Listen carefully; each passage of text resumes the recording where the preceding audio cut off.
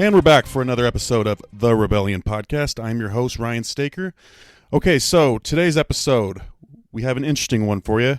So it's top 5 players who exceeded expectations and top 5 disappointments. All right, so basically, whenever we get players to commit, sign with us, etc., we have certain expectations for these players when they're coming in. Some players we have high expectations for and some not so much, right? So this is basically, I'm going to be ranking the players that came in and did much better than we expected them to, and I'm also going to rank the players that came in and unfortunately did not meet expectations and were a little bit of a disappointment. All right, so let's go ahead and start off with, I'm going to do countdown 5 through 1, and we're gonna start off with 5 players who exceeded expectations. Okay, so I'm just going to go back and forth actually, all right, between the two rankings. So starting off, number 5, we have Rene Rougeau. Okay, I love this guy. I remember watching him play, thinking like every team needs a guy like this. He was just a glue guy, tough, gritty defender, smart, reliable, great teammate. Again, these are the type of rosters. Not every team, can have these flashy guys that, take a lot of shots, do fancy dunks, do all these things that make the crowd jump up and get excited. But you need guys that do the little thing, that do the dirty work, and that was this guy. Rene Rougeau started off his career as a walk-on, okay, and ended up just working his butt off and becoming a starter, not just a starter, one of our best players, okay? So he actually helped lead the Rebels to the NCAA tournament in 2008. And I remember him being a major key player on that team that went to the NCAA tournament, beat Kent State, and he just was a fantastic offensive rebounder. I remember just like, it seemed like he always figured out a way to get that ball in his hands. All right, so his senior year, he averaged 11 points, 2 blocks, which is awesome, and 6.7 rebounds. Okay, really good stats. Again, this guy started off as a walk-on. If you start off as a walk-on, you're not expected to really play ever, okay, let alone become one of our best players. So Rene Rougeau, love the guy. He's definitely well-deserving to be on this list. And I looked him up, and the last I saw, he was currently playing professionally in Finland, like actively playing in Finland, if I saw that correctly. So and he's got to be like mid to late 30s. I think he's older than I am. So yeah, he's got to be older than I am. So the fact that he's still playing, that's really awesome. All right. Okay, so now we're going to start off. Now we're going to do the top 5 disappointments. Starting off at number 5, we have a young man by the name of Caton Reinhardt. Okay, 6'6" guard. So Caton Reinhardt was a very highly ranked player coming out of high school. He was top 30, top 40 in the country. He was very like YouTube famous. His highlight videos, millions of views, just crossovers. His shooting from 35 feet out. Played at Modern Day High School. Just a very nationally well-known player, right? And UNLV landed him, and it was really excited when we got this kid because I just remember watching all his highlight tapes, watching him play on TV, multiple times watching him play on the internet, and he was just exciting. And I couldn't wait to see him in the scarlet and gray, bombing 3-pointers from 35 feet out. So he got to UNLV in his freshman year, and he did have a relatively good year. If you look at his stats, you would think he shouldn't be on this list because he averaged 10 points per game as a freshman. But he also got like an extremely long leash. All right, so Dave Rice allowed him to pretty much do whatever he wanted. He was a defensive liability, so he got minutes over Justin Hawkins, who was a lockdown defender, and it just seemed like whatever Caton Reinhardt did, he wasn't going to be, removed from the court. So he wasn't a very efficient shooter, so he didn't have the greatest shooting numbers. And like I said, he was a defensive liability. He was the reason we lost to Oregon because they just kept ISOing him. And despite this, he just kept getting big minutes, right? So what ended up happening was the way he repaid Dave Rice for giving him all those minutes as a freshman, giving him that long leash, is he transferred to USC. Like he bailed, right? So allegedly, his camp said, he should have been drafted in the lottery alongside Anthony Bennett. He didn't have a fraction of the talent of Anthony Bennett, so I don't know why they thought that. And they apparently thought he was supposed to be the next Jimmer Fredette, right? So they were upset. He transferred out. So that's why I have him on this list. Not necessarily because he was bad his freshman year, but more so the fact that he, after everything Dave Rice gave him and promised him and let him showcase his talent, he wasn't happy and he bailed and he went to another school and he ended up transferring from that school. Okay, so that's why I have Caden Reinhardt, fun player, exciting player, but I have him as a top 5 disappointment. Okay, so back to players who exceeded expectations. Number 4, I have Curtis Terry. Definitely one of my favorite Rebels ever. Just a very smart player. Averaged 14.6 assists his senior year.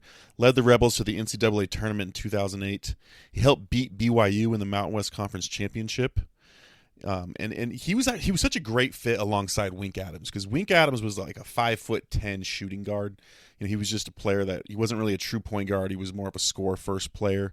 Whereas Curtis Terry had a very high basketball IQ, was a really good passer, and he had great size for a point guard. So those two balanced each other out very well. And it was a beautiful backcourt to go along with Rene Rougeau and Joe Darger, and it led to us having a very successful year. A year that we weren't supposed to be successful.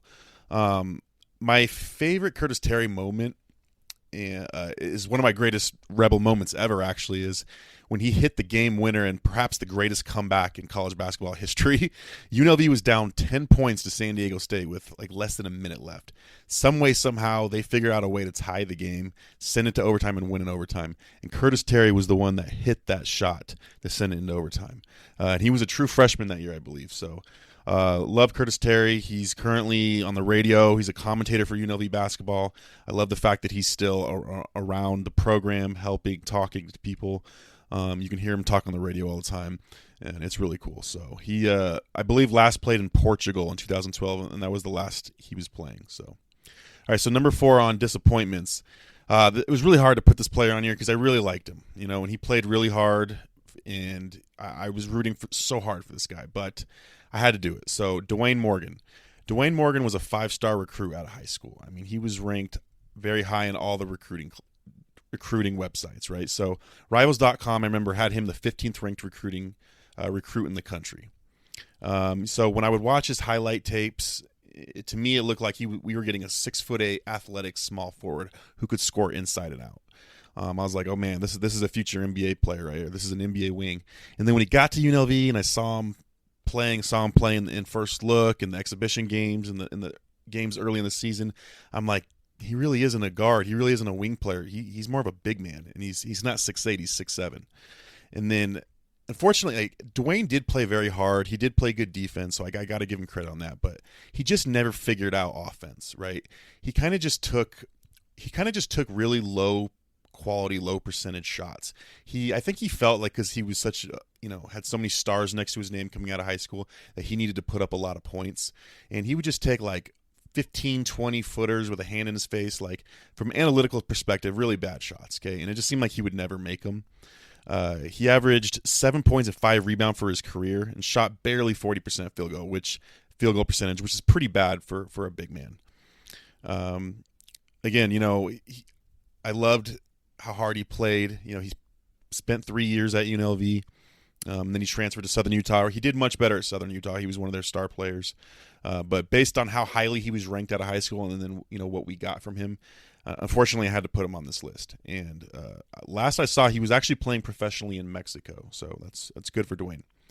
All right, so number 3 on players who exceeded expectations.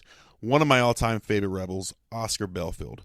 This guy wasn't very highly recruited at all out of high school. Okay, I don't think he had any offers that were even close to the level of UNLV or a school bigger than UNLV. And he committed. We got him on campus, and he was just a man from day one. I believe he started at point guard all 4 years, which is really impressive. And he was the last true point guard we had. It's like we got De'Don Thomas right now, and before him, we had to go all the way back to Oscar Belfield before we could say we actually had a true point guard. He wasn't great at any one thing, but man, he could just do everything, a little bit of everything. He could shoot the ball, he could pass, he could defend. He was smart, reliable, good teammate. Absolutely love Oscar Belfield. So he averaged 9 points, 4 assists for his career. He led the Rebels to 3 NCAA tournament appearances. He was named to All Mountain West Conference team his junior year. And when I looked up to see what he's doing these days, last I saw he was playing in Iceland in 2013, which was I thought that was pretty random. So absolutely love Oscar Bielefeld. He was a UNLV legend, and I'll never forget him. Okay, so now number 3, biggest disappointments. We have someone by the name of Good Luck Okinobo. He was unfortunately in that same class with Dwayne Morgan. We got a really loaded recruiting class, one of the greatest classes in UNLV history. It's just too bad 2 of those 3 players ended up on this list. So Good Luck Okinobo, 6'9", very athletic, very talented shot blocker, top 30 recruit in all the recruiting services, right? So I expected big things from him. He was kind of like a Nerlens Noel type clone. In fact, I think he actually played high school ball with Nerlens Noel. Played very similar. So he did have a decent freshman year, okay? So he averaged 5.7 points, 4.5 rebounds, 2.5 block as a freshman. He wasn't great offensively, but he was really athletic, so he would catch lobs and stuff. And, but 2.5 blocks is really good. He was really talented, really, really talented. He was very long. I think he had like a 7'4" wingspan. I actually thought about putting him on my rankings for the top 20 most talented players in the last 20 years because he was that talented. So the reason, though, I put him high on this list is because, he had a decent freshman year, not great, but decent. And then I don't know what happened going into his sophomore year. It was supposed to be a really big year for him. We were supposed to have one of the most talented front courts in the whole West Coast with Good Luck Okinobo and Steven Zimmerman, and he just regressed. His minutes went down. He only averaged 3 points, 3 rebounds, 1 block, and then he quit. Midway through the season. We got back from Hawaii and he just packed his bags and said, "I'm out." So that was very disappointing. Okay, and so seeing him regress from his freshman year to his sophomore year and then quitting the team, that's why I got him so high on this list. So last I tried to look up, see what he's doing these days. I assumed he was playing professionally right now because he's still pretty young. I couldn't find anything since 2018 where he was playing in the G League, only averaging 5 points and 5 rebounds. So just feels like very much a waste of a talent if he's not a professional basketball player. Again, I don't know what happened to him. Maybe he had injury problems. Who knows? But so that was the latest on him. Okay, we got number 2 for players that exceeded expectations, and that is a man by the name of Joel Anthony. I talked about him a lot on my top 20 most talented players. Just very gifted athlete, 6'9", super long arms, runs like a gazelle. So the reason he's so high on this list is he played in a junior college in Florida and had very, very few D1 offers. Okay, he was known to be a project, very limited offensively, but had a lot of potential defensively. But so he led to that potential. He came in as a junior and he was decent. We could see his talent, we could see his potential. And then his senior year just had an amazing year for us. He was the best defensive player in the conference. He averaged 3 blocks per game and helped lead UNLV to the Sweet 16, the most successful season we had since 1992. Okay, he ended up playing 12 years in the NBA and won an NBA championship with the Miami Heat, and had a career-high 8 blocks. So to go from where he went from in junior college with no offers to just a few years later being an NBA player and winning a championship and being a starting center for an NBA championship team, unbelievable. Super proud of him. And, can't say enough good things about Joel Anthony. All right, number 2 on biggest disappointments. We have Carlos Lopez Sosa, 6'11" center from Findlay Prep High School. He was a 4-star recruit. He was very highly recruited. So a lot of big schools wanted him. So when we landed him, it was a big deal. Unfortunately, he only averaged 3 points and 2 rebounds for his whole career at UNLV. He played all 4 years, which I appreciate him for that. For whatever reason, his minutes and his production decreased each year he was at UNLV. If you look at his stats over the years, he played less minutes every year. So his best season was his freshman year, and it just diminished after that. That was disappointing to see from a guy who was so highly ranked, so highly recruited. My favorite Carlos Lopez Sosa memory is he had this move where he would be posting you up, and post player was guarding him, and then he would do this like fake pass where he would pretend to pass the ball like he's kicking it out for 3. And for whatever reason, he was so good at it because the defender would fall for it every time and just completely turn their head into a 180-degree direction, and then he would just take one dribble and do a layup, and he did it so often, and it was that's definitely my favorite Carlos Lopez Sosa memory. Other than that, unfortunately, he was a disappointment based on his ranking out of high school. Okay, so now we got our number one rankings. So number one for the player that exceeded expectations the most, Pat McCaw. So I could have probably put Joel Anthony number one because Pat McCaw, I can't say he wasn't highly recruited out of high school. He was only a 3-star recruit, but he did have some big schools offer him. But nobody saw this coming where he was going to be an NBA draft pick just after 2 years. No one saw that coming. You could tell he had a lot of skill for a guard, and he was tall, but he grew 2 inches, and he got so good by his sophomore year. He averaged 15 points, 5 rebounds, 4 assists, and he was a 6'7" point guard. Okay, and he helped lead UNLV to wins over number 3 Arizona, number 15 Oregon, and number 13 Indiana. A very good defender. He just had a talent to where guys would try and cross over on him, and he knew exactly where to stick his hand in there to get that steal and poke it away. Loved watching Pat McCaw play. So he ended up winning 3 NBA championships in 2018, 2019, and 2021. So 2 with the Golden State Warriors and 1 with the Toronto Raptors. I don't really know what happened to him after that. He kind of fell off, and he was in the G League, and then and I tried to look up to see what he's doing now, and I found something quite interesting. So on Reddit, they were talking about Pat McCaw, and they said, someone said, regarding McCaw, somewhat recently he signed for a team in Belgium. He got his ass deported, something to do with passport issues. And someone responded to that saying, yeah, it wasn't really his fault, but the paperwork got effed up, and he had the wrong password/visa, which there isn't any wiggle room for, so he got deported. Sucks because whatever team he was about to go to was a lock to win it all. Yeah, so I'm not sure what that was about. I'll have to read more into that. But apparently he got deported and was in jail or in a holding tank or something. I don't know, weird. But nonetheless, definitely one of the more surprising players in UNLV basketball history. And super proud of what he accomplished and loved watching him play. All right, lastly, so number one most disappointing player in UNLV basketball history. And I don't think it's close. I don't care who played in the 80s and 70s. I don't care. This guy's number one. There's no chance he's not. Bias Hamga. So Bias Hamga was a 5-star recruit. I believe he was from Indiana, or he played on Indiana Elite, something like that. And when the news first broke that we got him, it was really exciting because we were returning 4 starters from an NCAA tournament team, and the only position we needed was a center. And then we went out and got a 5-star 7-foot center. So I was like, oh my God, we're going to be so good this year. And even when I started watching his highlights, I'm like, he doesn't look that good in the highlights, but he's got to be ranked this high for a reason. So I'm optimistic for sure. And then I saw him play for the first time summer going into his freshman year, open gym at UNLV. And he was scrimmaging against current UNLV players, some other players. And Kaspar Skambala was there playing. And Kaspar Skambala went head-to-head versus Bias Hamga, guarding each other on both ends. And, dude, Cass just absolutely destroyed this dude. I mean, it was embarrassing. It kind of looked like me when I was, 18, going against my little brother in the backyard and just kind of messing with him, just kind of throwing him around.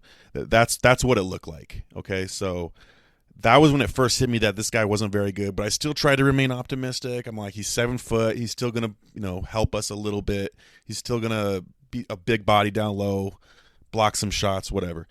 Yeah, no, it couldn't have gone worse than that. So he only played 5 games total. He only averaged 5 minutes per game in those games. And then he quit the team, and then he ended up transferring to UAB, where he didn't do any better. So he played 2 seasons there and averaged a whopping 0.5 points per game and only played 26 games total in his entire career.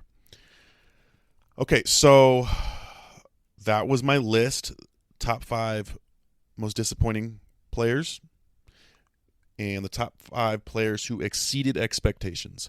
I'm sure there's some players that I left off. I definitely had some honorable mentions that I didn't get into, but again, at the end of the day, these guys chose to come to UNLV they're a rebel for life in my eyes. But had to make this list, and hope you guys enjoyed it. And I will see you guys next time. I'll talk to you next time, I should say. All right.